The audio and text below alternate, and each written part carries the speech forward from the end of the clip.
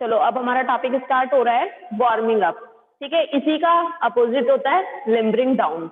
Warming up का क्या मतलब होता है बेटा? बॉडी को मतलब गर्माना, मतलब अपनी मॉइस्चर्स को, अपनी बॉडी को, टेम्परेचर को बढ़ाना, वो अपने गेम्स के अकॉर्डिंग या स्पोर्ट्स के अकॉर्डिंग। ठीक है, तो हम ये भी कह सकते हैं बेटा warming up is practice itself. Warming up क्या है? खुद का एक अभ्यास है, खुद की एक प्रैक्टिस है। इससे मतलब क्या है, हम गेम से पहले या स्पोर्ट्स से पहले हम एक तरीके से मतलब तैयार हो जाते हैं किस चीज के लिए, कि हमें मतलब किस तरह अपने गेम की तैयारी करनी है। मतलब तैयारी क्या, हमें प्रॉपर खेलना है, उसके अनुकूल हम अपनी बॉडी को तैयार, शारीरिक मानसिक रूप से तैयार होते हैं। ठीक है, हम अपनी मसल्स को मतलब उसके गेम के अकॉर्डिंगली, ताकि हमारी मांसपेशियां भी, मतलब आपने देखा होगा ज्यादा मतलब चोट लगने का डर रहता है बॉडी में, लेकिन जब हमारी बॉडी बेटा वार्म हो जाती है ना, तो हमारी चोट लगने की खतरे जो होते हैं वो बहुत कम हो जाते हैं। ठीक है, जैसे सपोज कि अगर हमने कोई प्रैक्टिस नहीं की और हम सीधा जाके एकदम रनिंग करने लगे, तो आपने देखा है बहुत बार हमारी मांसपेशियां खिंच जाती हैं, पेन होने लगता है इस तरह से। तो आप जितनी हम पहले बॉडी को वार्म करेंगे, तो फिर हमारी ये सब चोट वगैरह लगने से खतरे को कम किया जा सकता है।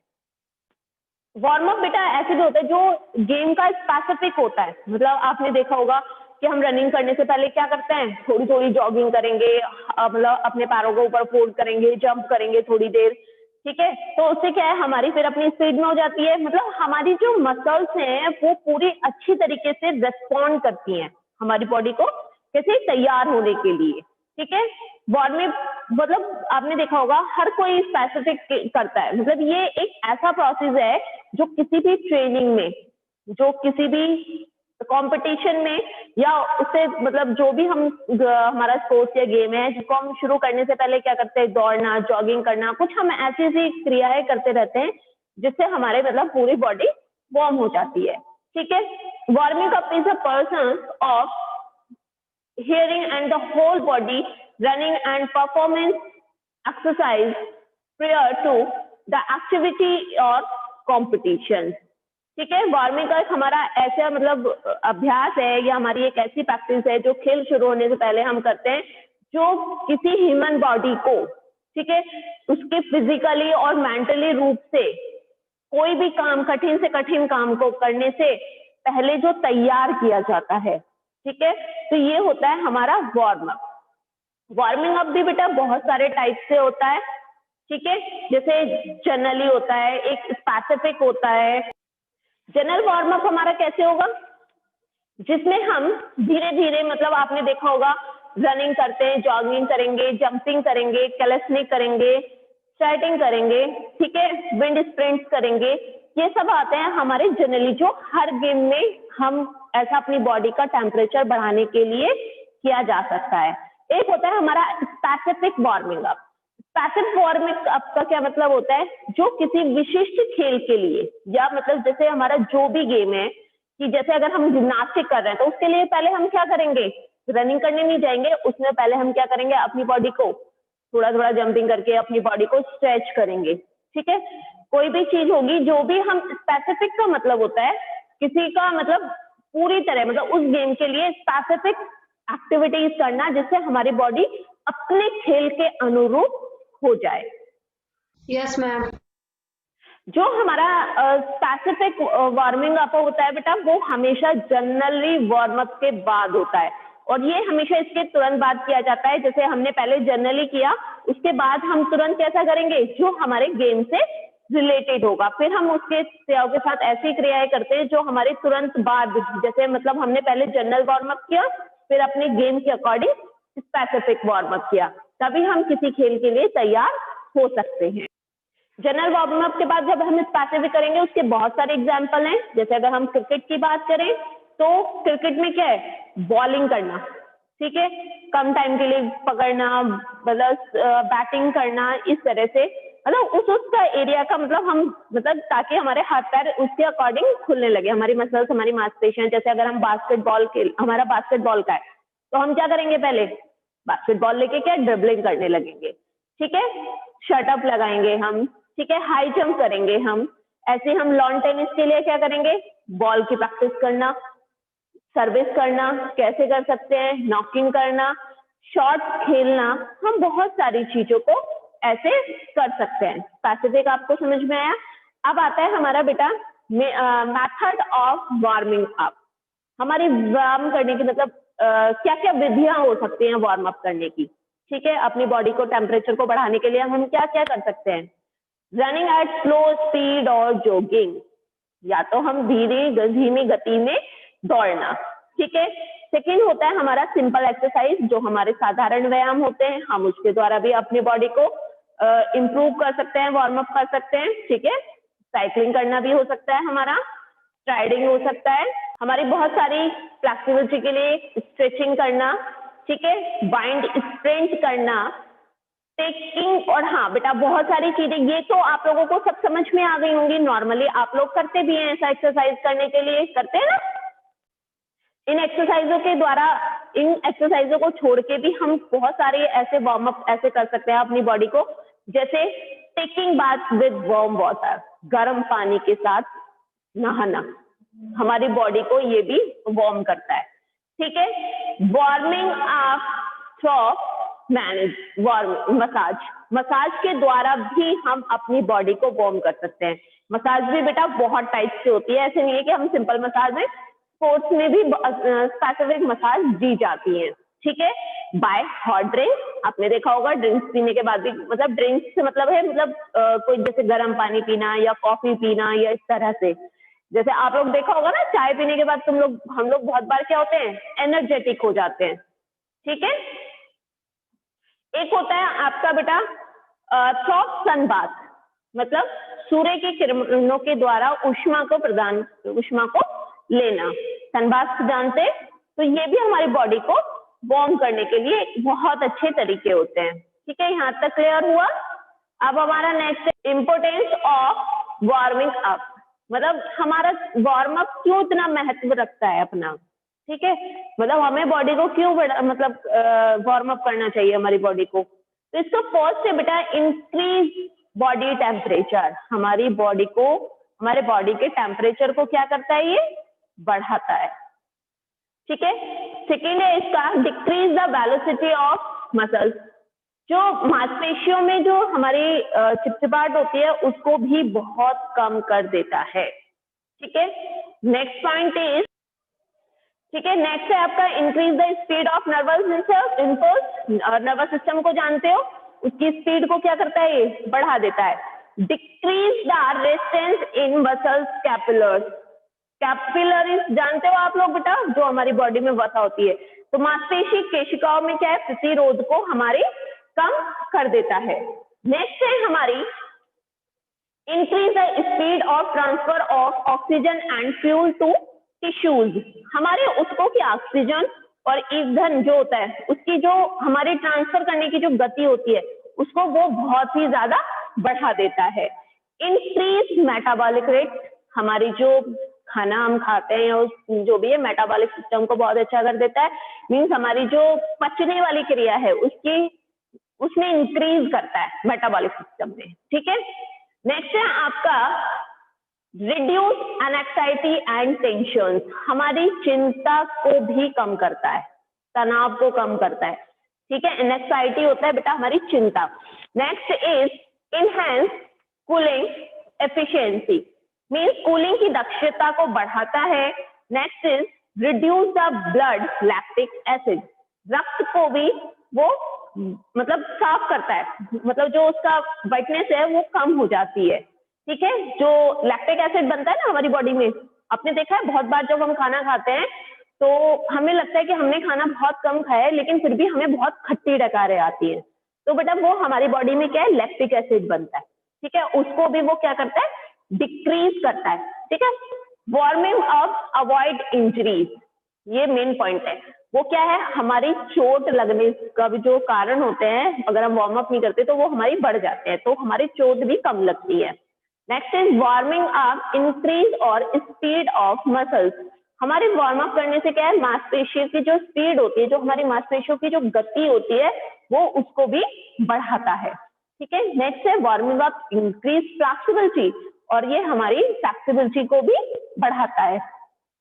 नेक्स्ट है हमारी स्ट्रेंथ को भी बढ़ाता है, warming up increase strength. Next is warming up increase endurance, ये हमारी सहन शक्ति मतलब सहन क्षमता को भी, सहन शक्ति नहीं, सहन क्षमता को भी बढ़ाता है।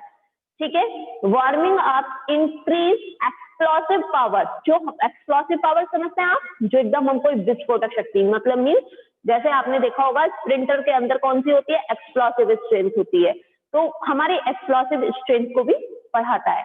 Warming up improve specific skills, ये हमारे वार्मिंग अप क्या है, जो हमारे विशेष कौशल गुण होते हैं उनको भी इंक्रीज करता है, हमारी कोऑर्डिनेटिव एबिलिटीज को भी बढ़ाता है, हमारे रिएक्शंस जो होते हैं, warming up decrease reaction time, जो हमारी वार्मिंग अप करने के बाद जो प्रतिक्रिया में जो समय लगता है वो उसको क्या कर देता है, कम कर देता है। ठीक है, warming up bring second wind more reality. Second wind आप लोग जानते नहीं होंगे शायद, सेकेंड वाइंड होता है मतलब दूसरा सांस लेना। ठीक है, दूसरा सांस लेना कैसे, मतलब मीन्स हमने कोई काम करा, हम थक गए, फिर हमने दोबारा करा। ठीक है, तो वो भी हमारा जो सेकेंड वाइंड है उसमें भी हमें मतलब बहुत, मतलब ऐसा नहीं होता, हम अपनी जब आपका एंडोरेंस बढ़ेगी तो आपके अंदर सेकेंड वाइंड वाली सिचुएशन बहुत ही कम होगी। अब हम इसके बेटा फिजियोलॉजिकल फैक्टर्स भी पढ़ेंगे, physiological basis of warming up. ठीक है, तो मतलब वार्मिंग अप के जो शरीर के जो क्रियात्मक आधार हैं वो कौन कौन से हैं हमारी बॉडी के, कौन कौन से हैं, जितने अभी हमने पढ़े हैं वही इसमें भी आएंगे। जैसे इंक्रीज बॉडी टेम्परेचर, जो भी हम पढ़ चुके हैं, शरीर के तापमान को भी बढ़ाता है। Decrease the velocity of muscles, मांसपेशियों की जो चिपचिपाहट है उसको कम करता है। ठीक है, next is increase the speed of nervous system, नाड़ी संवेगों को क्या करता है, वो गति में हमारी वृद्धि करता है। नेक्स्ट है आपका decrease the resistance and muscles calipers. Calipers क्या होता है आप लोगों को पता है बेटा, हमारे मतलब कैलिपर की, एक कैलिपर इक्विपमेंट का भी नाम होता है, जो हमारी जो मेटाबॉलिक होता है, जो हमारी मतलब हैंड्स की और एब्डोमिनल की उसको नापते भी हैं, मतलब वसा को नापा जाता है कैलिपर से। ठीक है, तो इनकी क्या है, हमारी वेगों में मतलब मांसपेशियों में जो केशिकाओं में जो अवरोध को भी कम करता है। नेक्स्ट है increase the speed of transfer oxygen and fuel to tissues, हमारे जो टिश्यूज होते हैं उनको, जो इनको हम हिंदी में ऊतक भी बोलते हैं। ठीक है, ऊतकों को ऑक्सीजन और फ्यूल जो हमारी बॉडी की उसमें ट्रांसफर की गति को क्या करता है, इंप्रूव करता है, बढ़ा देता है। नेक्स्ट है आपका, अभी सारे टॉपिक्स हम लोग पहले भी पढ़ चुके हैं बेटा, सारे वही टॉपिक है। ठीक है, इंक्रीज मेटाबॉलिक रेट, हमारे क्या है, चयापचय की जो वृद्धि होती है, खाना पचाने की वृद्धि में वृद्धि करता है। ठीक है, नेक्स्ट है आपका रिड्यूस ब्लड लैक्टिक एसिड, हमारे रक्त संचार से क्या है, लैक्टिक एसिड को भी कम करता है। नेक्स्ट है इंक्रीज टू वर्किंग कैपेसिटी, और हमारे जो कार्य करने की जो क्षमता है हमारी वो बढ़ जाती है।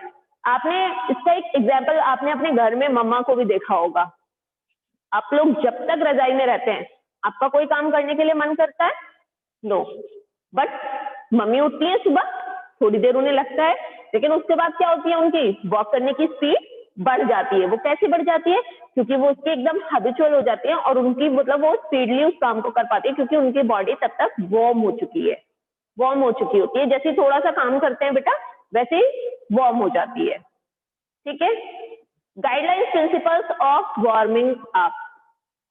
ठीक है, अब हम पढ़ेंगे जो हमारे वार्म अप करने के जो मार्गदर्शक सिद्धांत है, कौन कौन से होते हैं हमारे मार्गदर्शक सिद्धांत, कैसे होते हैं। ठीक है, वो होते हैं हमारे जैसे सिंपल टू कॉम्प्लेक्स, मीन्स अगर हम किसी भी एथलीट को कोई भी काम पहले सरलता से सिखाएं और फिर हम उसका काम धीरे धीरे धीरे धीरे बढ़ा दें, ठीक है, तो वो कैसे करेगा,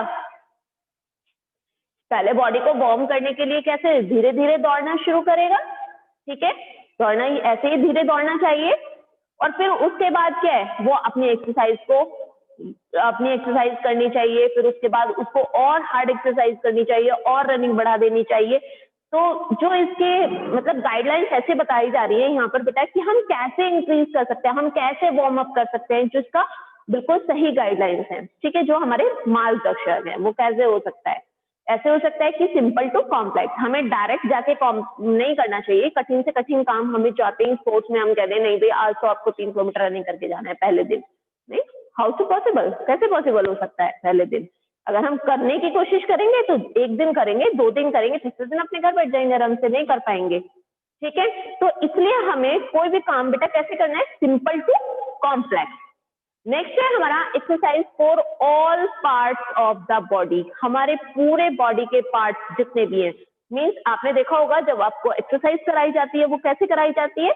या तो हम पैरों से स्टार्ट करके और आपके हेड तक खत्म करते हैं, या फिर आपके सर से लेके पैरों तक की एक्सरसाइज कराई जाती है। तो पूरी होल बॉडी आपकी मतलब पूरे बॉडी के पार्ट जितने भी पार्ट्स हैं सबकी एक्सरसाइज होनी चाहिए।